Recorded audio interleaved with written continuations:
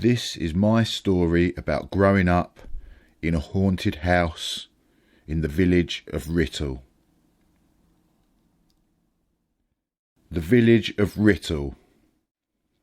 I feel privileged to have grown up in the ancient village of Writtle, a once royal forest, home to a hunting lodge of King John and the royal highway of further kings, a once Roman village with a Norman church incorporating some of that Roman architecture, the birthplace of King Robert the Bruce, and famously the birthplace of wireless and radio, and where one of the first wireless stations existed which regularly broadcast live public entertainment programmes and which culminated into the BBC.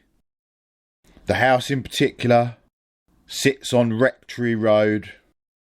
I always found it strange, the name Rectory, because the actual rectory of the village is 2 or 3 streets away, and I would have assumed that there were more fitting streets to be called Rectory Road, like the one where the actual rectory sits. But no, 2 or 3 streets away from the rectory is where I grew up, in a house on Rectory Road, the number of which I won't give because it's not fair on the current residents who live there. But this was a very haunted house. I think the most common ghost was that of a black cat. I saw this ghost on a number of times, maybe 7, 10 times.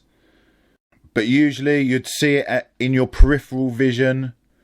You'd walk into a room and you'd see something in the corner of your eye, either a black bundle sat there or a movement, and then when you'd look, there'd be nothing there. So it was one of those situations where even today, I'm not sure how much my imagination played a part in my personal sightings of the black cat, but certainly other family members experienced seeing the black cat, so it certainly was a thing.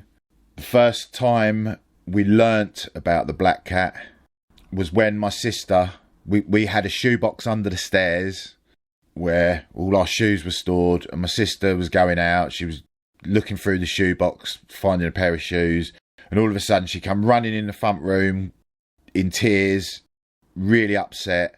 And she'd just seen a black cat run in front of her into the bathroom, to which there was no exit. She'd checked the bathroom, there was no cat. So, of course, she was freaked out. And when she told me and my mum then actually said, yes, I've seen it as well. I didn't want to tell you until any of you saw it, in case you didn't see it, because I didn't want to frighten you. But yes, my mum had seen it before this point, and my sister obviously was the first one to see it. And yeah, it's just one of those strange ones that you're just kind of never sure whether you actually saw anything. Especially as a child, your imagination can run wild. But I certainly feel that I did see it on a handful of occasions, maybe 7, 10 times I would estimate. Another ghost that was seen by my mum, no one else, but seen by my mum when she was hoovering one day, was a Victorian lady, or a lady in a Victorian dress. But my mum specifically knew that it was a ghost because it was hovering. There was no legs. It was floating, typically of how you imagine ghosts. A third spirit, or spirits that we believe were in that house, or that I believe were in that house from stories told, were children. There was often children heard playing, and one of the stories growing up involved one of my aunties. Apparently, when we went out for some reason as a family, we left one of my aunties in the house on her own, house sitting. And when we came back, I believe the story goes that when we came back, she was outside and she wouldn't go in the house on her own again because she'd heard children in an empty house. Another story regarding children is that one time we went out, my sisters and my mum packed all the toys away, and they went out maybe shopping or something. I was a child at this point, but these are stories that I've grown up being told. And yeah, we went out as a family, packed all the toys away, went out as a family, came back, and all the toys were back out, like played with. It was quite common for people to hear their name heard, and again, I think sometimes that was by a child's voice. Certainly, a number of people heard their names called when no one had called their names. Another thing, which probably to me is the strangest thing that I saw there, is a photo of my dad who passed away 1987. So just kind of maybe there's a connection there about his passing. But yeah, a photo of my dad as a child flew off the wall, and it didn't drop down. It didn't just fall off a hook and just drop straight down. It literally flew out from the wall about 1 metre or 1.5 metres. And I saw that happened once where I saw that, but I believe it might have happened on another occasion.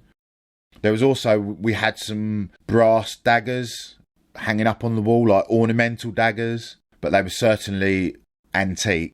And these brass daggers were kind of off limits because there was some strange connection with happenings in the house and these brass daggers. It would seem that every time that the daggers were taken out of their sheath and played around with and put back in, then for the next several days there would be strange happenings and strange knockings, and it would the paranormal stuff would be reinvigorated by the messing around with these daggers.